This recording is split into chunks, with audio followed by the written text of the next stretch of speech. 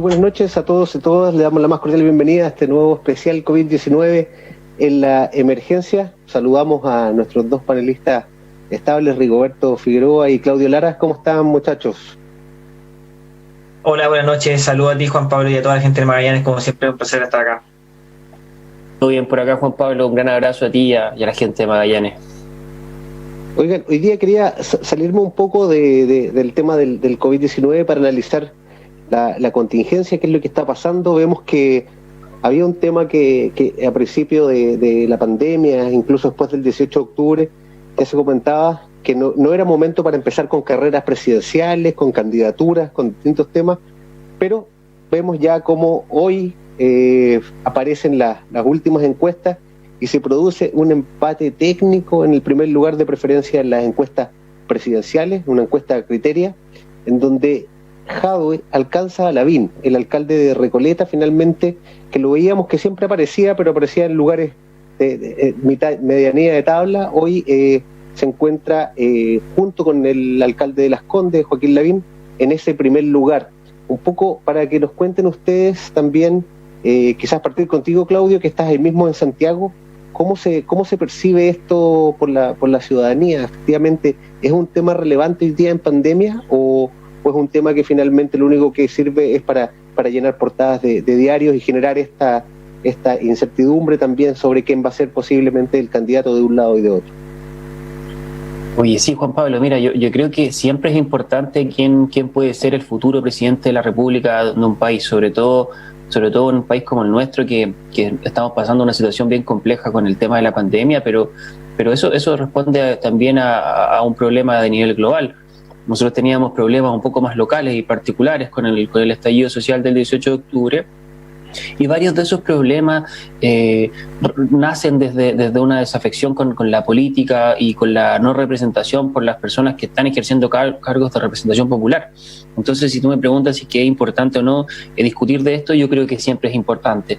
Independiente de que hoy día sea o no el tema más importante, yo pienso que el tema sanitario es el que está en primer lugar de la agenda. No deja de ser interesante lo que está pasando en la encuesta y lo que nos está entregando los números de esta encuesta Criteria. Tú me dijiste Criteria Optiva, no me acuerdo, Criteria, ¿cierto? Sí. Criteria Research. Que vienen hace rato generando también un contrapeso a lo que hacía históricamente no solo el Centro de Estudios Públicos, sino que también esta empresa de encuestas que está vinculada al gobierno. ¿Cómo se llamaron? Si me pueden ayudar con el nombre.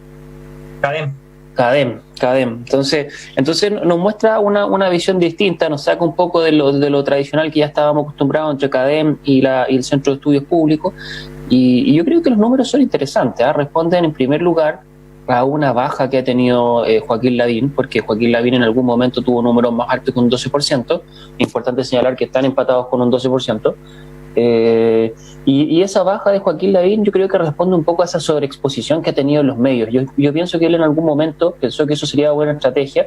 Yo creo que un poco ha saturado a la gente apareciendo tanto en los matinales, en los programas de televisión, analizando cuánta cosa le preguntan, y lo está sufriendo en los números, a diferencia del alcalde Jadwe, que va tranquilo por los palos, como se dice en la jerga hípica, y de a poquito va subiendo. Él ha tenido un avance y un repunte bien importante, ya que hace 3-4 meses atrás figuraba cerca del 5-6%, incluso a veces bajo que Beatriz Sánchez, y hoy en día la superó. Y eso tiene que ver con un poco la movilidad de los votos de las fuerzas de izquierda, que hay que mirarlo con mucha detención, cómo se construye este bloque de las fuerzas de izquierda, lo que pueda sumar Jadwe, lo que pueda sumar Beatriz Sánchez y todos los otros candidatos, porque no deja de ser importante el 9 o 8% que tiene José Antonio Kast. Y si tú me confirmas es un 8%, ¿no? Sí, 8% de José Antonio Kast, que marcó en febrero del 2020 su nivel más alto de este año con un 10%, y el año pasado en algún momento igual bordeó el 12%. Exacto. Y entonces tienes a las fuerzas de derecha con números que se han movido siempre históricamente, y lo preocupante y lo que es realmente una incertidumbre es qué va a pasar con el 7% que tiene Franco Parisi, imagínate en una situación de segunda vuelta, ¿a dónde van esos votos? Si es que pensamos en una elección peleada al estilo Lavín, Ricardo Lagos, cada voto cuenta. Entonces, está interesante el panorama electoral. Yo creo que tenemos que mirarlo con mucha más atención de cómo se van moviendo estos números. Recuerda que estas son fotos que responden a un momento y las fotos van evolucionando. Entonces, yo creo que la invitación es a estar atento a ver qué pasa con estos futuros presidenciales y cuáles nuevos pueden surgir tanto en la izquierda como en la derecha. Sí, Rigo, un poco con respecto a esta foto de la que habla Claudio, pero parece que es una foto que más o menos es estática en el tiempo. Figuras nuevas, uno puede ver a Isquia, puede ver al ex ministro Sichel, puede ver a Leonardo Farcas, que aparece también punteando con un porcentaje, Pamela Giles y Mario Desbordes. Todos los otros son personajes conocidos. Está el senador Guillé, está la alcaldesa Matei, está Marco Enrique Ominami, Franco Parisi, la Beatriz Sánchez, José Antonio Cast, y bueno, y esta irrupción del alcalde de Recoleta, Jadwe, que finalmente, como decía bien Claudio, se mantenía en ese 5 o 6% y hoy día se pega este salto al 12%. También aquí, ¿crees tú por qué se refleja esto hoy día en estas encuestas, este salto significativo? Sí, mira, primero que todo, hay que explicar algo. Esta encuesta no es un muestreo que se haga a toda la población y te digan, entre estos candidatos elija uno, ¿cuál cree usted que es el mejor? Sino que hay que explicar bien claramente que esta pregunta que se hace es para los presidenciales, es espontánea. ¿A qué me refiero con espontánea? Que yo te pregunto a ti, Juan Pablo, te pregunto a ti, Claudio, ¿quién crees que va a ser el presidente de Chile? Sin mostrarte nada, ni una tarjeta, nada. Entonces, lo primero que sale de tu mente, lo que se conoce en la industria como el top of mind, lo primero que tienes en la cabeza, lo que tienes en la punta de la lengua es el candidato que se marca. Por eso que es muy importante también esa encuesta como tendencia, para explicar eso primero. Y lo que ustedes señalan es muy interesante, por lo que acabas de decirme tú, Juan Pablo. O sea, Joaquín Lavín siempre apareció en esta encuesta porque tiene una sobreexposición en los matinales, y hay que decirlo, hay que transparentar también que es el candidato del continuismo de la derecha. O sea, de la derecha lo quiere después de Piñera, que está totalmente gastado como figura política, quiere continuidad de la derecha a través de Lavín, y es omnipresente en cada uno de los matinales de la televisión. O sea, hoy día yo prendí la tele, está Lavín de inmediato. Jadwe ha tenido un rol secundario en esto, un rol bastante no protagónico, pero cuando sale también causa algunas polémicas. Y cuando sale siempre trata de tirar una bajada, digamos, a una alternativa diferente de lo que sería este gobierno. Recordemos que Daniel Jadwe es comunista, y los comunistas son como muy cuadrados en sus planteamientos, y aún así ha logrado, y también ha sido criticado por ese cariz que es tan duro, pero ha encontrado algún asidero en la población y ha emergido como una figura de real oposición. También nosotros hemos dicho en muchas oportunidades, también Claudio lo ha dicho, que la oposición ha estado un poco ausente y solo su rol ha sido aprobar los bonos del gobierno. No tenía una oposición real en la pandemia. Entonces, me parece interesante que Jadwe salga ahí, a pesar de que ha tenido brotes de COVID bastante grandes, digamos, porque Recoleta, que es su comuna, tiene bastante pobreza y también ha sido abatida por el COVID. Sin embargo, ustedes saben que Jadwe siempre tiene como propuesta esto. Hace poco creo que lanzó como unos edificios con arriendo ético, arriendo a precios populares, algo así, que son alternativas distintas, digamos, a lo que está acostumbrado el gobierno y el sistema neoliberal. Ahora, ustedes saben que Lavín siempre como que copia estas buenas ideas y también las incorpora, pero digamos que la comuna de Lavín las esconde y es más fácil de gobernar porque la gente tiene menos necesidad. Y lo otro que me parece bien interesante de esta encuesta, y también respondiendo a lo mismo que habíamos dicho antes, es que aparece Isquia como presidenciable. O sea, hay una oposición tan ausente, digamos, en los temas o en la forma de gobernar. No se ve marcadamente, mira, esta es mi forma de gobernar, esta sería mi alternativa, que aparece Isquia como candidata. O sea, también recuerdo un poco a Michelle Bachelet, porque también es médico y es disidente a un gobierno de derecha. Se parece un poco, digamos, a esa figura y digamos que desde su tribuna, que es el Colegio Médico, que es una institución técnica, fue, digamos, una figura importante en la oposición que tuvo Mañalich y que tiene todavía el gobierno de la crisis sanitaria, y es una de las voces de real oposición que podríamos mencionar. Así que eso es lo que me parece bastante interesante de esta encuesta.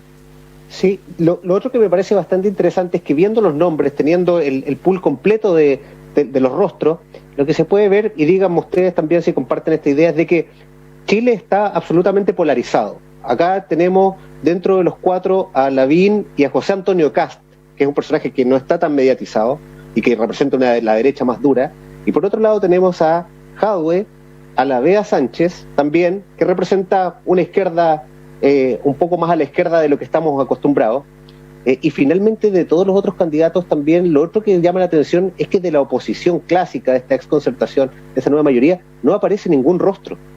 No aparece ningún rostro dentro, marcando en esto. Al último aparece Guillé, y bueno, y la Beatriz Sánchez, pero que sabemos también que tiene esta discrepancia. Y lo otro es el tema de que, bien lo comentaba Rigo, pareciera ser que los dos más innovadores en políticas públicas, en lo social, pareciera ser que es Lavín, desde, como dice Rigo, un peldaño más arriba en una comuna como Las Condes, y Jadwe, y son los dos modelos que existen hoy día.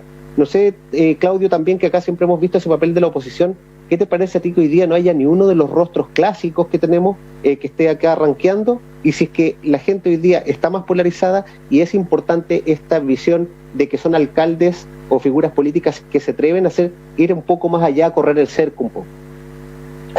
Sí, yo pienso que llama la atención que no aparezca ninguna figura de peso de la ex nueva mayoría o la ex concertación marcando ahí una puntuación relevante como para tenerlo en consideración. El senador Guillé está bien abajo, y bueno, él fue candidato presidencial y yo tiendo a pensar que su campaña también generó un desgaste no solo de su figura dentro de la coalición, sino que también de su figura hacia la ciudadanía. Y eso pasa a la cuenta. Yo creo que eso es uno de los factores que puede explicar esta situación. Obviamente el fenómeno es multifactorial, no necesariamente eso va a explicar por qué no tenemos a alguien de la concertación ahí.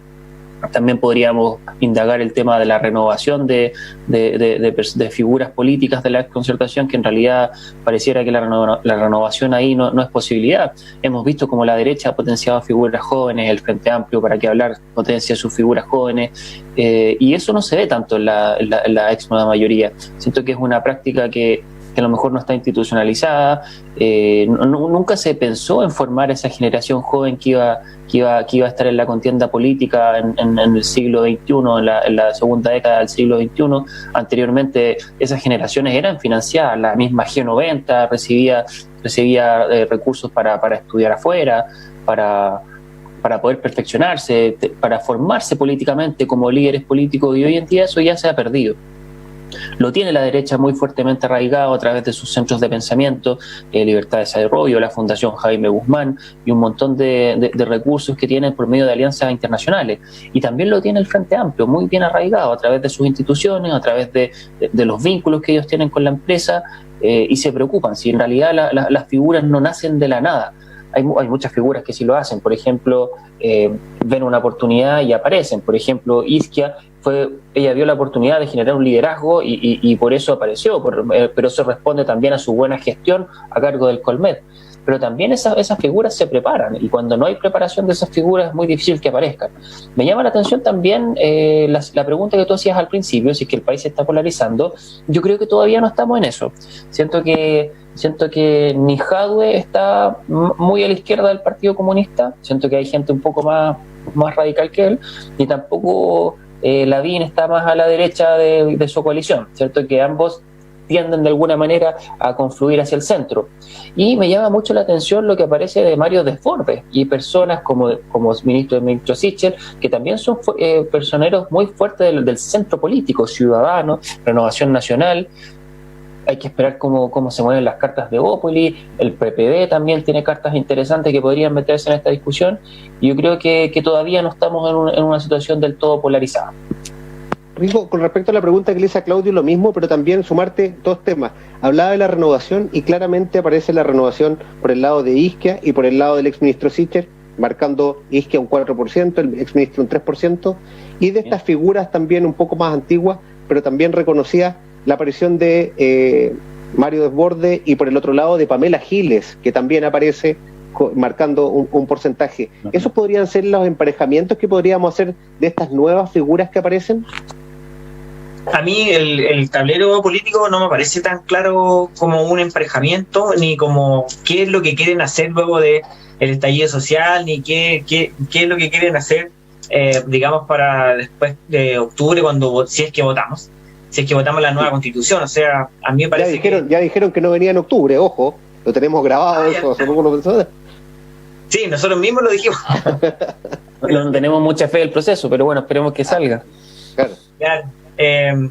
Entonces, ustedes saben que los procesos sociales anteceden a las formas políticas, a las leyes, a todo eso.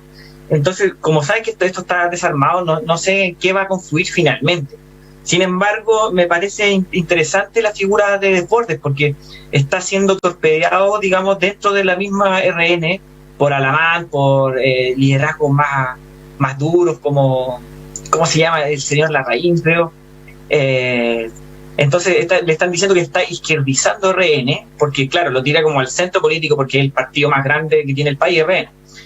Lo está tratando de izquierdizarlo y lo quieren derribar. O sea, los liderazgos como Alamán están en contra de liderazgos como Desbordes, que se tira declaraciones y de repente sin empacho critica al presidente de entrada. Una sola consulta. ¿Tú crees que Mario Desbordes, cuando hace estas declaraciones, habla por lo que él cree o efectivamente cree que es un pensamiento de las bases de RN?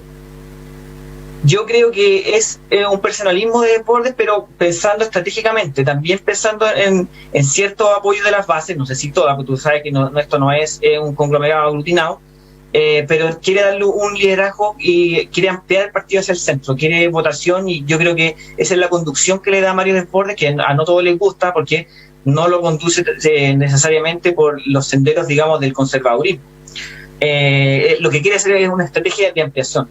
Y se acerca a varios sectores políticos de eso. De hecho, Desbordes es una figura bastante dialogante, y es una figura política muy interesante. Ahora también fue protagonista, ¿se acuerdan de cuando salió la votación a la nueva constitución? Mario Desbordes fue como la bisagra que arregló todo. O sea, negociador.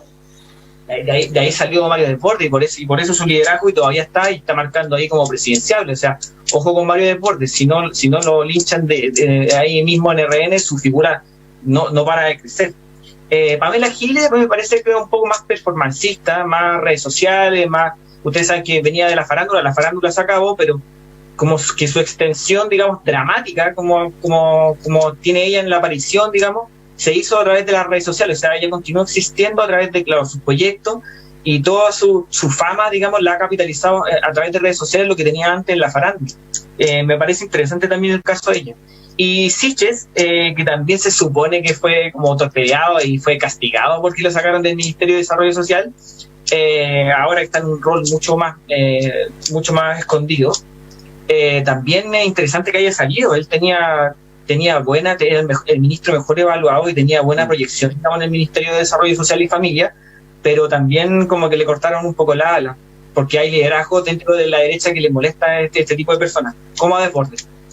Sí, por último, ya para ir cerrando este bloque, consultarles por el efecto Parisi. Parisi, bastante más bajo perfil, aparece hoy día con un 5% importante, Claudio ya lo comentaba, hay que ver también en una segunda vuelta qué va a pasar con él. ¿Qué les parece que aparezca este personaje que parecía que estaba en el olvido y hoy día aparece quinto en esta encuesta? Ya, a mí personalmente, y sin tanta información sobre la mesa, no me parece muy bien que Parisi tenga aparición en este tipo de situaciones como por ejemplo como figura electoral. Entiendo que hay un montón también de denuncias en su contra, en su rol con las universidades. Básicamente entiendo que acoso de varias alumnas o personas que se vincularon con él. Y yo, como insisto, no tengo la información sobre la mesa, pero si eso es cierto, me parece que en realidad no deberíamos darle espacio a estas personas como para que tengan la posibilidad de ser presidente de la República. La verdad va muy, muy en contra al menos de mis principios o mis valores, y entiendo que también muy en contra de los principios y valores de muchas personas. Ahora, él tiene un 5% y ese 5% representa a algunas personas. Yo tiendo a pensar que ese 5% responde muy a la teoría del votante mediano, Juan Pablo, y ahí Rigo también me puede complementar. Ese votante que es indeciso y que es indeciso por varios motivos, no solamente porque no se identifica con el eje ideológico izquierda-derecha, sino que también es un votante menos informado, que se deja seducir también muy fácil por el eslogan y no tanto por el contenido. Y yo siento que el voto también de Parisi puede representar eso. Él, sin lugar a dudas, es un académico, es un economista de peso seguramente en el mundo académico, pero a nivel para llegar a la política significa más que se necesita más que ser técnico. La figura del tecnopol se tiene que construir de alguna forma y siento que Parisi todavía no ha transitado en eso. Entonces, la verdad, yo creo que hay que mirarlo con tranquilidad, ver cómo evolucionan sus números, y lo interesante va a ser ver qué pasa con esos votos en segunda vuelta. Pero si las cosas que se han hablado de él son ciertas, insisto, no tengo todos los antecedentes de la mesa, no estoy para nada de acuerdo con que figure. Rigo, tu opinión con respecto a este efecto Parisi, ¿cómo podría darse en una posible elección o candidaturas? Un poco discrepando en realidad, igual discrepando un poco con Claudio, o también conectándome con lo que dijo del votante medio, yo creo que la lectura que hago yo de la aparición de Parisi es que hay ciertos votantes que se identifican con el apoliticismo. O sea, cuando aparece Parisi, esto tiene una directa relación con la putrefacción, digamos, de la clase política. Sí, cuando aparece este señor muy elegante, sin un proyecto político real, y la gente lo ve como alternativa, es porque ya no hay nadie más en quien creer. Me parece solo un poco menos caricaturesco que Farcas, así de simple, sin proyecto político. Para cerrar, Claudio y Rigo, un nombre que echaron de menos en esta encuesta. Claudio. Pancho Vidal, y te digo dos, Heraldo Muñoz. Rigoberto. Heraldo Muñoz. Bueno, les agradezco por haber estado acá. Vamos a ver si es que pueden aparecer ahora en las próximas encuestas. Vamos a ver si es que nuevamente estos vaticinios. ¿Ah? Rigo. Jorge Chart. ¿Ah? Jorge Chart. Jorge Chart. Perfecto. Un magallánico, alcalde de Valparaíso, que también ha tenido bastante aparición. Les agradezco, Claudio y Rigoberto, por este nuevo programa especial COVID-19 en la emergencia. Saludos a Franco en los controles, y los dejamos invitados el día lunes con otro programa especial COVID-19 acá en Polar Comunicaciones, celebrando los 80 años acá en Magallanes. Un abrazo, Juan Pablo.